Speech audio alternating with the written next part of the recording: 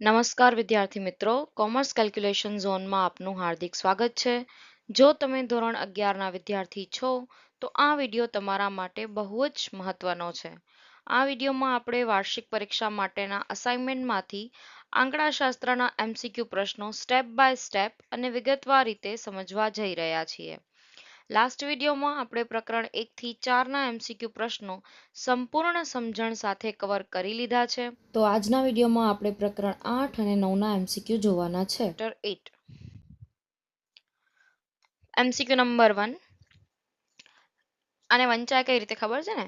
વિધેય f એ ગણ a થી b પરનું વિધેય છે. બરાબર, અને એવી રીતે વંચાશે. વિધેય f એ ગણ a થી b પરનું વિધેય છે. માટે પ્રદેશ ગણ a માની કોઈ બે ભિન્ન કિંમતો માટે વિધેયાત્મક કિંમત સમાન મળે તો તે સંબંધને શું કહેવાય? હવે આપણે ગણ પ્રદેશ ગણ, પહેલો જે ગણ છે ને એને પ્રદેશ ગણ કહેવાય અને બીજાને સહપ્રદેશ ગણ કહેવાય. હવે આપણે ગણ એની કોઈ બે ભિન્ન કિંમતો લીધી છે. ફોર એક્ઝામ્પલ મેં કિંમત લીધી -2 અને 2. જે બી વિધેય એટલે કે નિયમ આપેલો હતો એમાં મેં વેલ્યુઝ મૂકી તો બંનેનો જવાબ પાછો એક સરખો આવ્યો 4. -2 મૂક્યું તો બી 4 આવ્યો, 2 મૂક્યું તો બી 4 આવ્યો. તો સમાન કિંમત મળે તો એને કયો વિધેય કહેવાય? એને કહેવાય અનેક એક વિધેય. એટલે કે કિંમતો અનેક છે પણ ઉત્તર એક છે. વિધેયના 3 પ્રકાર છે. કયા કયા? અનેક એક અને અચળ વિધેય. નેક્સ્ટ જોઈએ. જો વિધેય f એ ગણ a થી b પરનું વિધેય હોય માટે ગણ a ની પ્રત્યેક કિંમત માટે ગણ b માં ફક્ત એક જ પ્રતિબિંબ મળતું હોય તેને કેવા પ્રકારનું વિધેય કહેવાય? હવે ગણ a ની પ્રત્યેક કિંમત માટે, એમાં 5 કિંમતો છે, 5 મેં નિયમમાં મૂકી, પણ એક જ પ્રતિબિંબ એટલે કે જે આપણને આન્સર મળે છે એ જે સહપ્રદેશમાં આવેલો છે. બરાબર, હું એની કોઈ બી કિંમત લઉં, જવાબ મને સેમ જ મળે છે તો એને કહેવાય અચળ વિધેય. અચળ એટલે જે સ્થિર રહે છે, બદલાતો નહીં. નેક્સ્ટ જોઈએ. વિધેય f એ z નું -o n પરનું વિધેય છે. નિયમ આપેલો છે x belongs to z -0 એ કયા પ્રકારનું વિધેય છે? પહેલા મતલબ સમજાવી દઉં. z એટલે કે પૂર્ણાંક સંખ્યા, એની અંદર ધન પૂર્ણાંક, ઋણ પૂર્ણાંક અને શૂન્ય તમામનો સમાવેશ થાય એને કહેવાય z. પણ અહીંયા -0 લખેલું છે એટલે અહીંયા જે આપણો પ્રદેશ ગણ છે z, એમાં આપણે ધન પૂર્ણાંક લેશું અને ઋણ પૂર્ણાંક લેશું, પરંતુ શૂન્ય લેશું નહીં. એ n એટલે કે નેચરલ નંબર, પ્રાકૃતિક સંખ્યાઓ એટલે ધન પૂર્ણાંક હોય, શરૂઆત થાય 1 થી અનંત સુધી, 1 to infinite, એમાં શૂન્ય ના આવે. નિયમ આપેલો છે f of x બરાબર x નો વર્ગ, x belongs to z -0. એટલે કે જે કિંમતો મૂકવાની છે ને x માં, 0 સિવાય કોઈ બી કિંમત મૂકી શકો છો. તે કયા પ્રકારનું વિધેય છે? ચલો સોલ્યુશન જોજો. અહીંયા જ્યારે બી પ્રકાર પૂછે ને કયા પ્રકારનું વિધેય છે અને નિયમ આપેલો હોય, કશું કરવાનું નહીં. જે નિયમ આપેલો છે ને એમાં કિંમતો મૂકવાની છે. x નો વર્ગ છે, હું ઋણ સંખ્યા લઉં છું -1, તો -1 નો વર્ગ શું થાય? 1. હવે સેમ એની વિરોધી એટલે કે ધન સંખ્યા લઈ લેવાની. -1 લીધું, હવે મેં લીધું 1. 1 નો વર્ગ 1. બીજું બી ચેક કરીએ. -2 નો વર્ગ 4, 2 નો વર્ગ બી 4.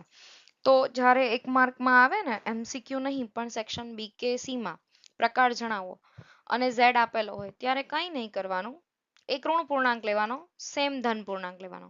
-3, 3, -5, 5 કાંઈ બી તમે લઈ શકો છો અને ચેક કરવાનું કે જવાબ શું આવે છે. અહીંયા ચેક કરો તો -1 નો જવાબ બી શું આવે છે? 1. અને +1 નો જવાબ બી શું આવે છે? તો +1 નો જવાબ બી 1 જ આવે છે. -2 નો બી 4 અને 2 નો બી 4. તો ભિન્ન સંખ્યાઓ માટે સેમ જવાબ આવે છે તો એને કહેવાય અનેક એક વિધેય. કે ભાઈ સંખ્યાઓ અનેક છે અને એનું પ્રતિબિંબ એક છે. નેક્સ્ટ જોઈએ. વિધેયના પ્રદેશની પ્રત્યેક કિંમત માટે જો તેમના પ્રતિબિંબો સમાન જ રહે તો તેને કેવા પ્રકારનું વિધેય કહેવાય? આપણે જોયું ને હમણાં. પ્રત્યેક કિંમત માટે પ્રતિબિંબ સમાન. કોઈ બી કિંમત લો પ્રતિબિંબ સેમ આવે છે તો એને કહેવાય અચળ વિધેય કે જેના આન્સરમાં કશું ફેરફાર આવતો નહીં. હવે જોઈએ, જો f of x બરાબર x cube minus 10, x cube એટલે x નો ઘન, where x belongs to n, એટલે કે આ જે x છે ને ત્યાં n એટલે પ્રાકૃતિક સંખ્યાઓ લેવાની છે. અહીંયા ક્લિયરલી મેન્શન બી છે, x is less than or equal to 3, એટલે કે x ની કિંમત જે છે એ 3 કે એના કરતા ઓછી છે. 3 કે એના કરતા ઓછી એટલે શું આવે? 1 અને 1, 2 અને 3, બરાબર. ચલો હવે આપણે એમાં વેલ્યુ મૂકવી પડશે આ વિધેયમાં તો ખબર પડશે આનો સાચો જવાબ. ચલો આમાં જો હું કિંમતો મૂકું x ક્યુબ માઇનસ 10, અહીંયા કીધું છે x is less than or equal to 3, એટલે કે 3 કે એના કરતા ઓછું. પ્રાકૃતિક સંખ્યા 1 થી શરૂ થાય એટલે શું લેવાનું? 1, 2, 3. 1 by 1 હું કિંમતો મૂકું 1, 2, 3. 1 નો ઘન માઇનસ 10, માઇનસ 9. 2 નો ઘન થાય 8, એમાંથી 10 કાઢો એટલે માઇનસ 2. 3 નો ઘન થયા 27, એમાંથી 10 કાઢો એટલે 17. માઇનસ 9, 2 અને 17. પણ જો તમે ટેક્સ્ટ બુકમાં જોશો તો આવો કોઈ ઓપ્શન જ નથી.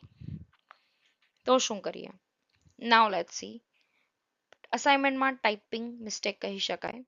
જો તમે સેમ પ્રશ્નમાં 10 ની બદલે 1 લખશો અને આન્સર ફાઇન્ડ આઉટ કરશો તો તમને મળશે 0, 7 અને 26, જે ઉત્તર અસાઇનમેન્ટમાં આપેલો છે. બરાબર, તો અહીંયા પ્રિન્ટિંગ મિસ્ટેક છે જેનું ધ્યાન રાખવું. બાકી તો કશું નહીં, ફંક્શન આપેલું હોય એમાં કિંમત મૂકો એન્ડ સોલ્વ ઇટ. ચાલો નેક્સ્ટ જોઈએ. ચલો 6th MCQ જોઈએ. A બરાબર B બરાબર પુરુષોનો ગણ, એટલે ગણ A એટલે પુરુષોનો ગણ છે અને ગણ B એ પુરુષોનો ગણ છે. હવે અહીંયા f of x કીધું છે, x નો પુત્ર, તો સંગતતા f વિધેય છે કે નહીં? ઓપ્શન A છે, ઓપ્શન બી નથી, હોઈ શકે અને કહી શકાય નહીં. હવે કારણ જુઓ, વિધેય માટે જરૂરી શરત શું છે કે પ્રદેશગણના દરેક તત્વ માટે ચોક્કસ પ્રતિબિંબિત કિંમત હોવી જોઈએ. અહીં a બરાબર પુરુષોનો ગણ છે અને f of x બરાબર x નો પુત્ર છે, પરંતુ દરેક પુરુષનો પુત્ર હોવો જ જોઈએ એવું જરૂરી નથી ને. કોઈને પુત્ર ના પણ હોય અથવા કોઈ પુરુષને એક કરતા વધુ પુત્રો પણ હોઈ શકે છે. એટલે કે x belongs to a માટે કોઈ ચોક્કસ આઉટપુટ મળતું નથી, એટલે કે f of x બરાબર x એ વિધેય નથી. પછી જુઓ, વિધેય f એ ગણ a નું a પરનું વિધેય છે, જ્યાં a બરાબર abc, f of a બરાબર b, c અને a હોય તો f નો વિસ્તાર કયો? વિસ્તાર એટલે બેઝિકલી આન્સર. તો અહીંયા આન્સર આવે છે આપણો b, c અને a. તો આપણે ઓપ્શન ચેક કરીએ. જો આવી રીતે તો ના લખાય f of કરીને, તો આ તો ખોટું છે. અહીંયા BCA લખેલું છે, અહીંયા a લખેલું છે, અહીંયા CAB લખેલું છે. જોવા જઈએ તો ત્રણેય આન્સર કરેક્ટ જ છે ને. બરાબર, ક્રમ મહત્વનો ના હોય, તમે ABC લખો કે BCA લખો કે CAB લખો, ડઝન્ટ મેટર. બટ હવે આ ત્રણમાંથી સિલેક્ટ કયો કરવો? જુઓ તો ABC જો ત્રણે લઈએ તો સેટ કયો આવે છે? A. બરાબર, આ ત્રણે સાચા છે, but most suitable is option C, that is A, કેમ કે A ની અંદર ત્રણેય નંબર આવી જાય છે. રાઈટ, ચલો નેક્સ્ટ.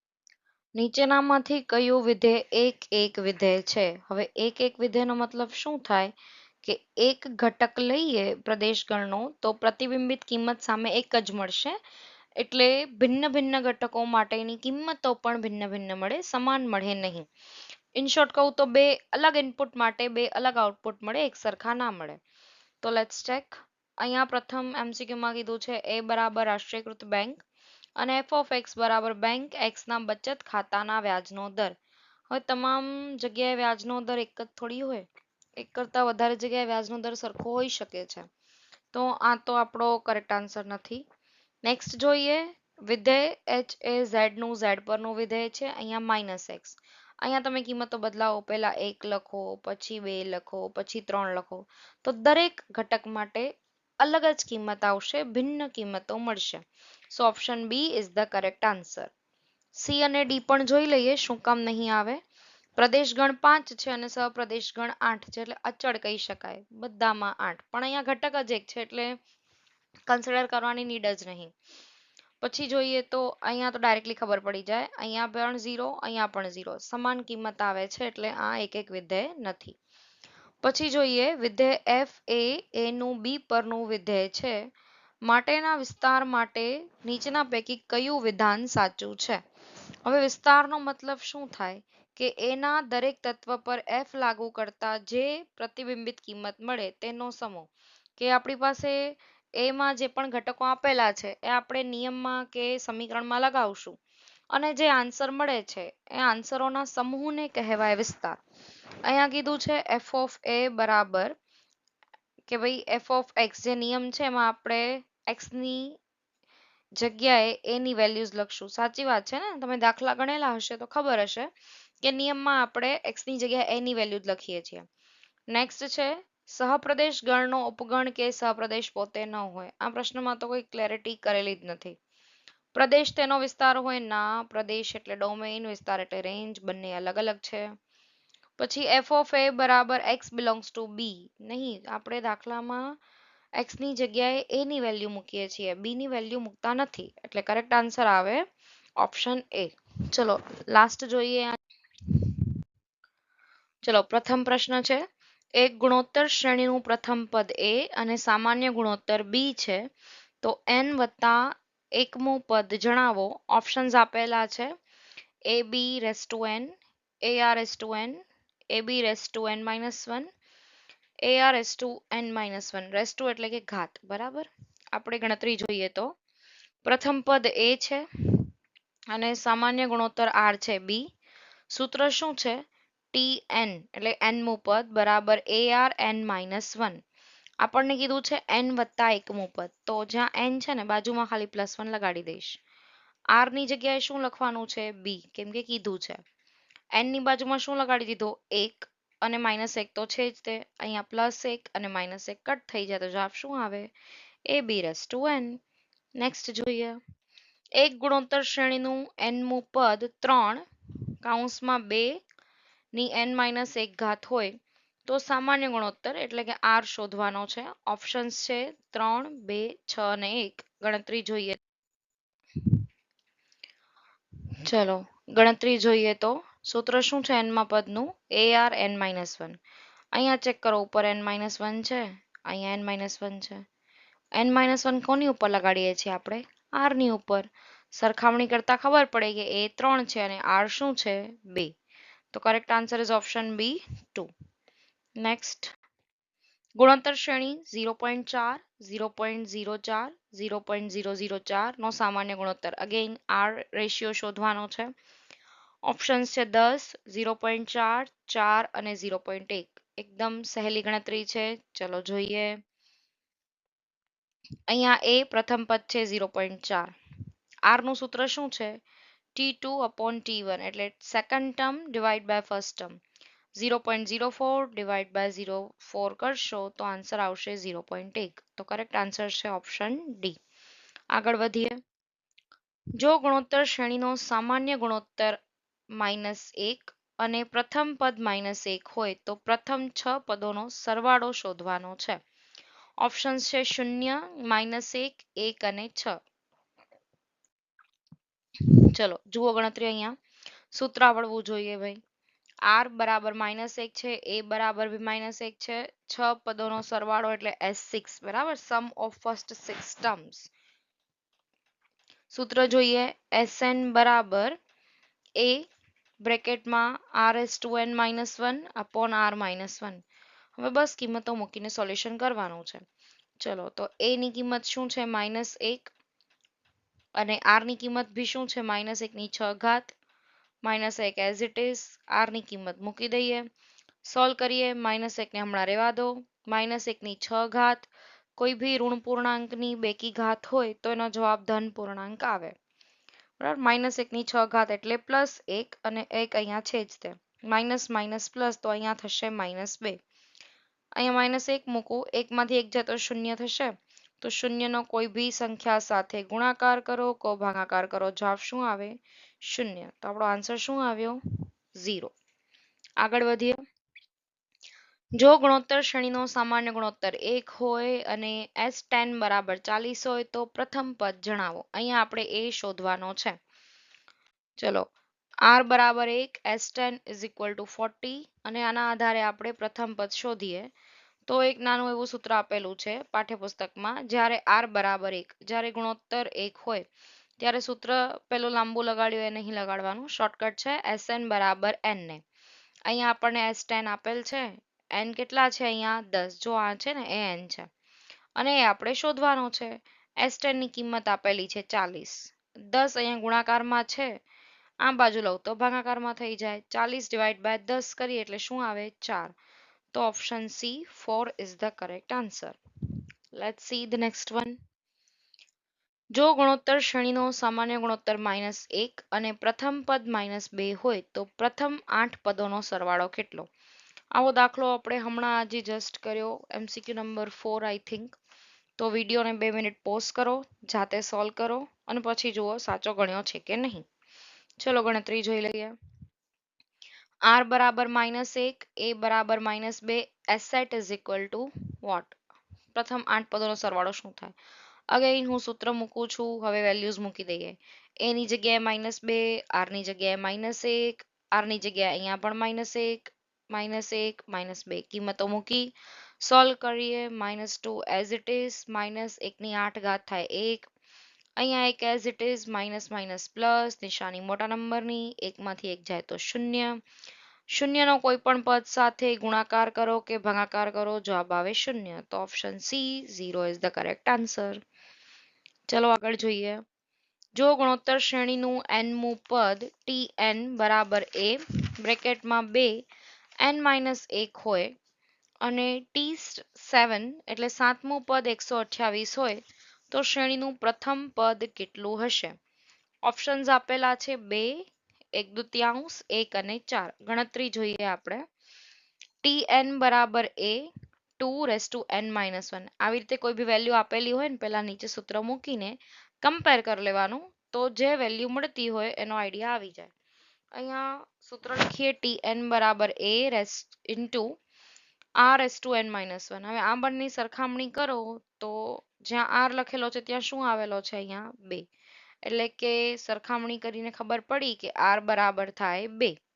T7 નું સૂત્ર શું આવશે? ar(6). હવે જો ચેપ્ટર કર્યો હોય તો ખબર હોય કે અહીંયા જે પદ શોધીએ છીએ એની એક નંબર ઓછો થાય. આખું સૂત્ર લખીને કરવું હોય તો બી ચાલે, શોર્ટકટમાં કરીએ આવી રીતે તો બી ચાલે. T7 છે 128, એને એઝ ઇટ ઇઝ છોડો. R મળ્યું 2, 2 ની 6 ઘાત થશે 64. 64 ગુણાકારમાં છે, અહીંયા લાવો તો ભાગાકારમાં, ડિવાઈડ કરો તો આન્સર આવશે 2. તો correct answer is option A 2. આગળ જોઈએ. -3 નો ઘન બરાબર -3 n-1 હોય તો n ની કિંમત જણાવો. ઓપ્શન્સ છે 2, 3, 4 અને 9. ચલો સોલ્યુશન જોઈએ આનું. -3 ની 3 ઘાત, -3 n-1. અહીંયા જુઓ આધાર સરખો છે તો આપણે એની ઘાત લઈ લઈએ ને. અહીંયા ઘાત છે 3 જે હું લખું છું, અહીંયા n-1 લખી લઈએ. ચેન્જ ધ સાઈડ, એક માઇનસમાં છે, અહીંયા આવે તો પ્લસ થઈ જાય. 3 ને કેટલા થશે? 4. તો correct answer is n is equal to 4. ચલો 9th ક્વેશ્ચન.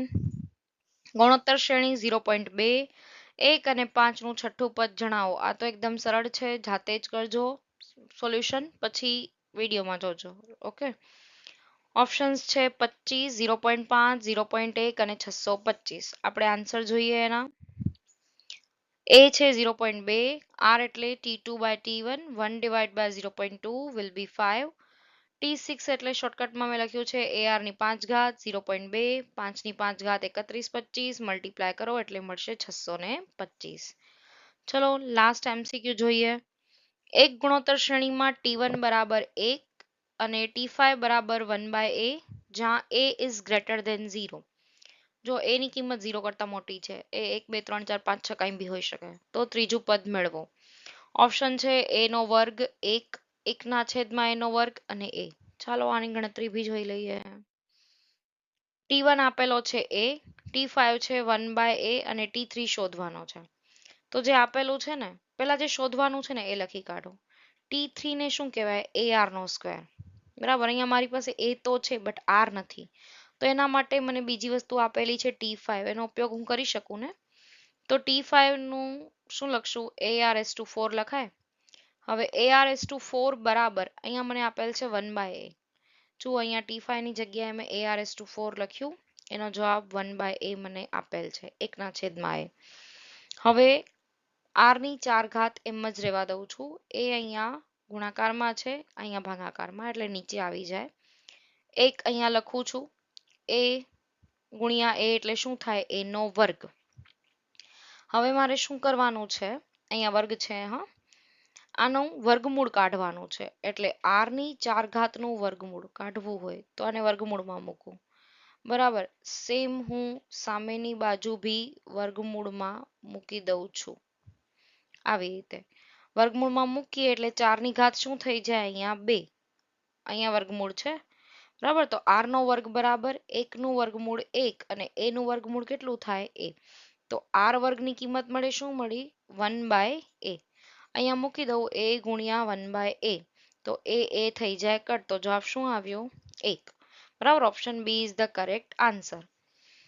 તો વિદ્યાર્થી મિત્રો, બધા MCQ ધ્યાનપૂર્વક કરવાના, કેમ કે પાક્કા કરવાના MCQ અમુક જ છે, જેમ કે ચેપ્ટર 7માં અને 1માં. બાકી તો તમારે મેઇનલી દાખલા ગણવાના જ MCQ છે. અને જે પ્રશ્નો MCQ માં આપેલ છે એ સેક્શન સી માં પણ પૂછાઈ શકે છે 2 માર્કમાં. એટલે ધ્યાનપૂર્વક કરવા. જો તમને આ બધું સોલ્યુશન જે તમને સ્ક્રીન પર બતાય છે MCQ નું આટલું ડિટેલમાં એ જોતું હોય તો કમેન્ટ કરવી, તમને PDF અવેલેબલ થઈ જશે. આઈ હોપ કે તમને સમજાયું હશે. નેક્સ્ટ ટાઈમ હજી સારી રીતે સમજાવવાનો પ્રયત્ન કરીશું. નેક્સ્ટ વિડીયોમાં આપણે મળશું સેક્શન બી પ્રકરણ 1 થી 4 સ્ટેપ બાય સ્ટેપ સોલ્યુશન. જો તમને વિડીયો સારો લાગ્યો હોય તો do like, share and subscribe.